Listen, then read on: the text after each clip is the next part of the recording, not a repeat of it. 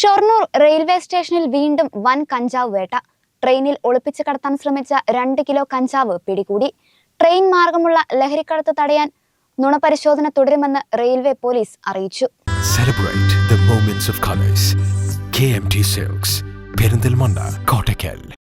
കഴിഞ്ഞ ദിവസം ഉച്ചയോടെയാണ് ഷൊർണൂർ റെയിൽവേ സ്റ്റേഷനിൽ ട്രെയിൻ മാർഗം കടത്താൻ ശ്രമിച്ച കഞ്ചാവ് പിടികൂടിയത്. റെയിൽവേ സ്റ്റേഷനിലെ 4 നമ്പർ പ്ലാറ്റ്ഫോമിലെത്തിയ താമ്പരം മംഗലാപുരം എക്സ്പ്രസ് ട്രെയിനിൽ നിന്നാണ് ബാഗിൽ സൂക്ഷിച്ച നിലയിൽ 2 കിലോ കഞ്ചാവ് കണ്ടെത്തിയത്.